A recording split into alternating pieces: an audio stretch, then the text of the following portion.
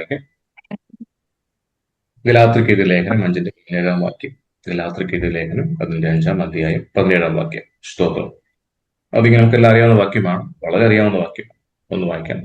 ജഡാഭിലാഷം ആത്മാവിനും ആത്മാഭിലാഷം ജഡത്തിന് വിരോധമായിരിക്കുന്നു. നിങ്ങൾ ഇച്ഛിക്കുന്നത് ചെയ്യാതെ വേണം, അവ തമ്മിൽ പ്രതികൂലമല്ലോ. സ്തോത്രം. ഹല്ലേലൂയ. നമുക്കെല്ലാം വളരെ പരിചിതമായ, നമുക്ക് എപ്പോൾ ചോദിച്ചാലും പറയാൻ അറിയുന്ന ഒരു വാക്യമാണിത്. ഇതിന്റെ അർത്ഥം അറിയാം, ഇത് എന്താണെന്നെല്ലാം നമുക്കറിയാം. സ്തോത്രം. എങ്കിൽ നമുക്ക് ഒന്നിനെ കുറിച്ച് ചിന്തിക്കാം. ഈ മനുഷ്യന്റെ അകത്ത്, അതായത് മനുഷ്യനെ സംബന്ധിച്ച് അകത്ത് നടക്കുന്ന ഒരു യുദ്ധമാണ് ഈ വാക്യത്തിലൂടെ വ്യക്തമാകുന്നത്. അതായത് ആഭ്യന്തര സംഘർഷം ഒരു മനുഷ്യനെ സംബന്ധിച്ച് അകത്തുള്ള ആത്മമനുഷ്യനും അതുപോലെ തന്നെ ജഡത്തിലുള്ള മനുഷ്യൻ തമ്മിലുള്ള ഫൈറ്റിനെയാണ് നമ്മൾ ഈ കാണുന്നത്. ജഡാഭിലാഷം ആത്മാവിനും ആത്മാഭിലാഷം ജഡത്തിനും വിരോധമായിരിക്കുന്നു. അവ തമ്മിൽ ഇങ്ങനെ വായിക്കുന്നത്, നിങ്ങൾ ഇച്ഛിക്കുന്നത് ചെയ്യാതെ വേണം, ഇവ തമ്മിൽ പ്രതികൂലമല്ലോ. അതായത് ഈ ജഡാഭിലാഷവും ആത്മാഭിലാഷവും തമ്മിൽ പ്രതികൂലമാണ്, ഒരിക്കലും യോജിച്ചു പോകുന്നില്ല. അത് ഈ ജഡമെന്ന് പറയുന്നത് പാപഭാവം, ഹല്ലേലൂയ, സ്വാർത്ഥ ചിന്ത, അതായത് ലോകത്തിലെ ആഗ്രഹങ്ങൾ, അതുപോലെ തന്നെ ദൈവത്തിന്റെ വിരോധമായി ജഡം നമ്മളെ വലിച്ചുകൊണ്ട് പോകുന്ന ഒരവസ്ഥ, അതിനെ ഈ ജഡത്തിന്റെ ഇച്ഛ എന്ന് പറയും, ജഡാഭിലാഷം എന്ന് പറയുന്നു. നമ്മുടെ വേദോസ് ചെയ്തേക്കുന്ന ഭാഷ ജഡാഭിലാഷം എന്നാ പറയും. നമ്മളതിനെ ഉച്ച മലയാളത്തിൽ നമ്മൾ പല ഏരിയകളിൽ പറ്റും നമ്മുടെ ശരീരത്തിന്റെ ആഗ്രഹങ്ങൾ എന്ന് വേണമെങ്കിൽ പറയാം. സ്തോത്രം. അപ്പൊ ദൈവവിരോധമായി നമ്മളെ വലിച്ചുകൊണ്ട് പോകുന്ന ഒരു ഇച്ഛ, നമ്മുടെ ജഡത്തിന്റെ ആഗ്രഹങ്ങൾ നിവർത്തിക്കപ്പെടുന്ന ഒരു അവസ്ഥ ജഡാഭിലാഷം എന്ന് പറയുന്നത്. ആത്മാഭിലാഷം എന്ന് പറയുമ്പോൾ തന്നെ നമുക്കറിയാം, പരിശുദ്ധാത്മാവിനെ നമ്മെ ദൈവഹിതത്തിലേക്കും അതുപോലെ നമ്മുടെ ഹോളി ലൈഫിലേക്ക് നയിക്കുന്ന ഒരു പ്രക്രിയയാണ് അല്ലെങ്കിൽ ആ അവസ്ഥയാണ് നമ്മൾ പരിശുദ്ധ ആത്മാവിന്റെ അഭിലാഷം എന്ന് പറയുന്നത്. അതായത് ദൈവത്തിന്റെ ഇഷ്ടങ്ങൾ നമ്മൾ നടപ്പിലാക്കുക. ആത്മാവ് എപ്പോഴും ദൈവമായി ബന്ധപ്പെടാൻ ആഗ്രഹിച്ചുകൊണ്ടിരിക്കുമ്പോൾ ജഡം എപ്പോഴും ലോകമായി ബന്ധപ്പെടാൻ ആഗ്രഹിച്ചുകൊണ്ടിരിക്കുന്നു. എപ്പോഴും നമ്മുടെ ആത്മാവ് ദൈവമായി ബന്ധപ്പെടാൻ ആഗ്രഹിച്ചുകൊണ്ടിരിക്കുമ്പോൾ തന്നെ ജഡം എപ്പോഴും ലോകത്തിന്റെ ഇഷ്ടങ്ങളിലേക്ക്, ലോകത്തിന്റെ ആഗ്രഹങ്ങളിലേക്ക്, ലോകത്തിൽ എന്ത് കിട്ടും, ജഡത്തെ പോഷിപ്പിക്കുന്ന എല്ലാം ലോകത്തിൽ നിന്നുള്ളതാണ്. ഹല്ലേലൂയ, സ്തോത്രം. ലോകത്തിന്റെ ഇമ്പങ്ങൾ, കാഴ്ചകൾ, ലോകത്തിന് നമ്മുടെ ജഡത്തെ സന്തോഷിപ്പിക്കാൻ, അതായത് എപ്പോഴും അതിന്റെ കാരണം ഇത്രയേ ഉള്ളൂ. മനുഷ്യ ശരീരം എപ്പോഴും അതായത് കൂടുതൽ ഇൻഫ്ലുവൻസ് ആകാൻ സാധ്യതയുള്ളത് പൈശാചികമായ അവസ്ഥയിലേക്കാണ്. കാരണം ഈ ജഡത്തിന്റെ വീണ്ടും നടക്കാത്തത് കൊണ്ട്, ആദാം എന്ന മനുഷ്യൻ പാപം ചെയ്ത് പാപത്തിൽ വീണു പോയതുകൊണ്ട്, ജഡം വീണു പോയതുകൊണ്ട് എപ്പോഴും നമുക്ക് ആഗ്രഹം ലോകത്തിലേക്കാണ്, പിശാചിന്റെ ഇഷ്ടങ്ങളിലേക്ക് നമുക്ക് എപ്പോഴും ജഡത്തിന് ആഗ്രഹം കിടക്കുന്നത്. പക്ഷെ ആത്മാവ് അങ്ങനെയല്ല. ആത്മാവ് എപ്പോഴും ആഗ്രഹിക്കുക ദൈവത്തെങ്കിലേക്ക്. നമ്മുടെ ആത്മാവ് എപ്പോഴും പരിശുദ്ധാത്മ ബന്ധപ്പെടാൻ വേണ്ടി, എപ്പോഴും ആ ദൈവത്തിലേക്ക് ബന്ധപ്പെടാൻ വേണ്ടി എപ്പോഴും ആത്മാവ് ആഗ്രഹിക്കുന്നു. അതുകൊണ്ട് എപ്പോഴും ഈ ഫൈറ്റ് നടക്കുന്നത് അകത്ത് ജഡത്തിന്റെ ഇച്ഛകൾ നിവർത്തിക്കാൻ വേണ്ടി ജഡവും, നമ്മുടെ ആത്മാവ് നിവർത്തിക്കാൻ വേണ്ടി ആത്മാവും എപ്പോഴും ഇങ്ങനെ ഒരു യുദ്ധത്തിലാണ്, ഒരു ആഭ്യന്തര സംഘർഷത്തിലാണ്. അവിടെയാണ് ഒരു വിശ്വാസി അവിടെ ജീവിതത്തെ ഹല്ലേലൂയ ആത്മീയനായി മാറുന്നതോ എപ്പോഴും ജഡികമായി ജീവിക്കുന്നതോ നിർണ്ണയിക്കപ്പെടുന്നത്. സ്തോത്രം. രണ്ട് വിരോധം എന്ന് പറയുമ്പോൾ നമുക്കറിയാം, ഒന്ന് ഈ നമ്മുടെ ഹൃദയത്തിന്റെ ആഗ്രഹം എപ്പോഴും ഒരു രക്ഷിക്കപ്പെട്ട ആളെ കുറിച്ച് ഞാൻ പറയുന്നത്, നമ്മുടെ ആഗ്രഹം എപ്പോഴും, അതായത് രക്ഷിക്കപ്പെട്ട ഒരാളുടെ ആഗ്രഹം എപ്പോഴും പരിശുദ്ധാത്മാവ് അല്ലെങ്കിൽ ആത്മാവിന് നയിക്കപ്പെടണമെന്നാണ്. പക്ഷെ ജഡം എപ്പോഴും അതിനെ സമ്മതിക്കുന്നില്ല. ജഡം എപ്പോഴും അതിനെ എന്താ പറയുന്നത്, അതായത് ആ വാക്യം തന്നെ രണ്ടും വിരോധത്തിലാണെന്ന് പറയുന്നത്. അതായത് ജഡം ആത്മാവ് എതിർക്കുന്നു, ആത്മാവ് ജഡത്തെ എതിർക്കുന്നു. അപ്പോൾ അവിടെ ഒരു കോൺഫ്ലിക്റ്റ് നടന്നുകൊണ്ടിരിക്കുക. അപ്പൊ അടുത്ത വാക്യം, നിങ്ങൾ ഇച്ഛിക്കുന്നത് ചെയ്യാതെ വേണം. അതായത് എന്റെ ആഗ്രഹം എപ്പോഴും, എന്റെ ആത്മാവിന്റെ ആഗ്രഹം എപ്പോഴും ദൈവത്തെ അറിയണം, ദൈവത്തിന്റെ കൂടുതൽ സമയം ചെലവഴിക്കണം, എനിക്ക് ദൈവമായി ബന്ധപ്പെടണം ഭയങ്കര ആഗ്രഹം. പക്ഷെ അപ്പോഴേ ജഡം പറയുന്നത് അതിന്റെ ആവശ്യമില്ല, നിന്റെ ജഡത്തെ ഒന്ന് പോഷിപ്പിക്കുക, ജഡത്തിന് ഇഷ്ടമുള്ള കൊടുക്കുക, നിന്നെ കൂടുതൽ പ്ലഷർ കിട്ടുന്നതിലൂടെയാണ്. ശരിയല്ലേ? നമ്മൾ പ്രാർത്ഥിക്കുമ്പോഴാണോ അതോ ഒരു സിനിമ കാണാനായിട്ട് കൂടുതൽ സന്തോഷം കിട്ടുന്നത്? അല്ലെങ്കിൽ പ്രാർത്ഥിക്കുമ്പോഴാണോ നമ്മൾ കുറച്ചു നേരം പോയിരുന്ന് ഒരു വ്യക്തിയെ കുറിച്ച് കുറെ ഗോസിപ്പ് പഠിക്കുമ്പോഴാണോ സന്തോഷം കിട്ടുന്നത്? ജഡത്തിന്റെ ഇച്ഛകളെ കുറിച്ച് ഞാൻ പറയുക. സ്തോത്രം. ഹല്ലേലൂയ. അപ്പോ ഞാൻ പറയാം, അല്ലെങ്കിൽ ഒരു പ്രാർത്ഥിക്കാൻ ഒരു ആഗ്രഹം കൂടി വരുന്ന കുട്ടി, നമുക്കൊരു ആഗ്രഹം പ്രാർത്ഥിക്കാൻ വരുന്നു. നമ്മളുള്ളിൽ എപ്പോഴൊക്കെ പ്രാർത്ഥിക്കാൻ ആഗ്രഹം ഉണ്ടാകുന്നപ്പോഴെല്ലാം നമ്മൾ അതിലേക്ക് നയിക്കുന്ന പരിശുദ്ധാത്മാവാണ്. എപ്പോഴൊക്കെ പ്രാർത്ഥിക്കാനും വചനം വായിക്കാനും നമ്മളുള്ളിൽ ഒരു ആഗ്രഹം ഉണ്ടാകുന്നത് പരിശുദ്ധാത്മാവിന്റെ ഒരു പ്രവൃത്തിയാണ്. അപ്പോഴായിരിക്കും നമ്മൾ പെട്ടെന്ന് ഒരു കാര്യം ചെയ്യാനൊരു കാര്യം വെച്ചിട്ട് നമ്മൾ ചെയ്തില്ല, മറന്നു പെട്ടെന്ന് ആ വീട്ടിലേക്ക് ആ ചിന്ത വരും, ആ ചെയ്തില്ലല്ലോ, നമ്മൾ നേരെ എങ്ങോട്ട് പോകും, ഇത് പ്രാർത്ഥിച്ച് കഴിഞ്ഞിട്ട് ചെയ്യാമെന്നല്ല, ഇത് ചെയ്തിട്ട് പ്രാർത്ഥിക്കാൻ ചിന്ത മനസ്സിൽ.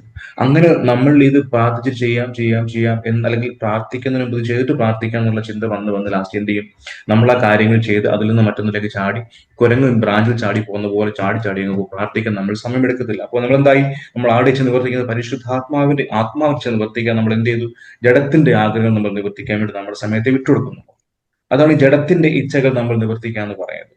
പെട്ടെന്നൊരു കള്ളം പറയേണ്ട ആവശ്യം വന്നു, എനിക്ക് കള്ളം പറഞ്ഞാൽ അവിടെ സേഫ് ആയിട്ട് നിൽക്കും.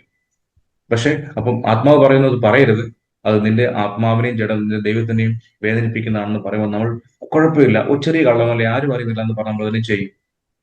ചിലർ ഇങ്ങനെയാ, ചുമ്മാതെ കള്ളം പറയും, ഒരു കാര്യമില്ല, കള്ളം പറഞ്ഞുകൊണ്ടേയിരിക്കും. അത് ലാസ്റ്റ് എന്ത് പറ്റി, ഹാബിറ്റായി മാറും.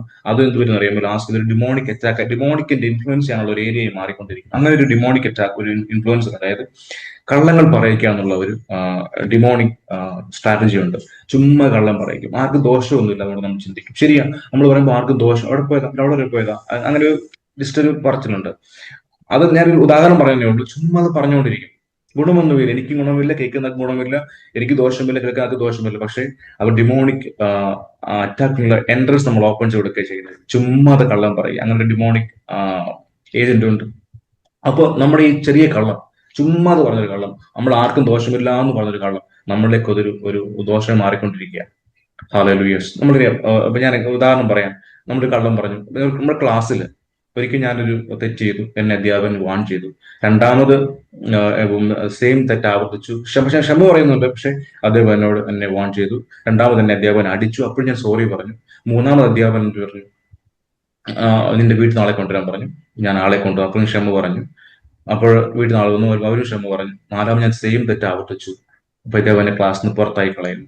അപ്പൊ നമ്മൾ ആ തെറ്റുകൾ നമ്മൾ ചെയ്യുന്നുണ്ട്, നമുക്ക് ക്ഷമ ചോദിക്കുന്നു. പക്ഷെ നമ്മുടെ ക്രിസ്ത്യൻ ജീവിതത്തിന് അത് എപ്പോഴും ഒരു ബ്ലാക്ക് മാർക്കാണ്. സ്തോത്രം. ഹാലല്. നമ്മളിങ്ങനെ ചെയ്ത് നമ്മളെ ദൈവത്തിന്റെ സ്ഥാനത്തിൽ നിന്ന് പുറത്താകുന്നുണ്ട്. പരിശുദ്ധാത്മ നമ്മളുടെ ഹോളി സ്പിരിറ്റിന്റെ ഇൻഫ്ലുവൻസ് ദുർബലമായി നമുക്ക് ഡിമോണിക് പവർ നമ്മളിലേക്ക് വരുവാനുള്ള ഡോർ ഓപ്പൺ ചെയ്യാൻ ചെയ്യുന്നത്. സ്തോത്രം. അപ്പൊ ജഡത്തിന്റെ ഇച്ഛകൾ നമ്മൾ നിവർത്തിക്കുക എന്ന് പറയുമ്പോൾ നമുക്ക് പലപ്പോഴും അത്ര ഇമ്പോർട്ടൻസ് കൊടുക്കാറില്ല. ഹാലലുയ. നമ്മൾ എപ്പോഴും ചിന്തിക്കുന്നത് കുഴപ്പമില്ല, ഇത് ജഡത്തിന്റെ ഒരു പ്രവൃത്തി, ഞാനത് ചെയ്തു, സാരമില്ല, സോറി പറഞ്ഞാൽ തീരുന്ന കേസേ ഉള്ളൂ, ദൈവത്തിന്റെ സോറി പറയാം. ചെറിയ കാര്യങ്ങളായിരിക്കും, പക്ഷെ നമ്മൾ ചിന്തിക്കുക, നമ്മൾ തുറന്നു കൊടുക്കുന്ന അല്ലെങ്കിൽ ഇങ്ങനെ തുടർച്ചയായി ചെയ്യുമ്പോൾ നമ്മൾ ഡിമോണിക് ഏജൻസിന് ഡോർ ഓപ്പൺ ചെയ്ത് കൊടുക്കുക നമ്മുടെ ജീവിതത്തിലേക്ക്. ഹാലലൂയ. അത് നമ്മുടെ ആത്മീയ ജീവിതം, നമ്മുടെ സ്പിരിറ്റിനെ ദുർബലമാക്കുകയും അതിലൂടെ നമ്മുടെ ലൈഫ് കംപ്ലീറ്റ് ആയി നമ്മുടെ ഈ ജഡത്തിന്റെ ഇച്ഛകൾക്ക് അഡിക്റ്റ് ആകുവാനും അതുപോലെ ഡിമോണിക് പവേഴ്സ് നമ്മളിലേക്ക് എൻ്റർ ചെയ്യുവാനുമുള്ള ഡോർസ് ആണെന്ന് നമ്മൾ തിരിച്ചറിയുക. അതുകൊണ്ടാണ് വചനം പറയുന്നത്, നിങ്ങൾ ഹാലലൂയ ജഡത്തിന്റെ ഇച്ഛകൾ നിവർത്തിക്കരുത്. ഹാലലൂയ. സ്തോത്രം. പ്രൈസല്ലോ. ജഡത്തിന്റെ ജഡാഭിലാഷം ലോകത്തോട് ജഡത്തിന്റെ ഇച്ഛകൾ നിവർത്തിക്കുന്നത് മരണമാണെന്ന് വചനം പറയുന്നുണ്ട്. സ്തോത്രം. ഈ ദിവസങ്ങൾ അതുകൊണ്ട് നമ്മൾ നിസ്സാരമെന്ന കാര്യം ജഡത്തിന്റെ ഇച്ഛകളെ നമ്മൾക്ക് ആത്മാവിന്റെ ഇച്ഛകൾക്ക് വേണ്ടി നമുക്കതിനെ കൺട്രോൾ ചെയ്യാൻ ദൈവം സഹായിക്കട്ടെ. നമ്മൾ ഈ നമ്മുടെ ജഡത്തിന്റെ ഇച്ഛകളെ കൺട്രോൾ ചെയ്യുന്നത് ചെറിയ കാര്യമല്ല, അത് ശരിയാ.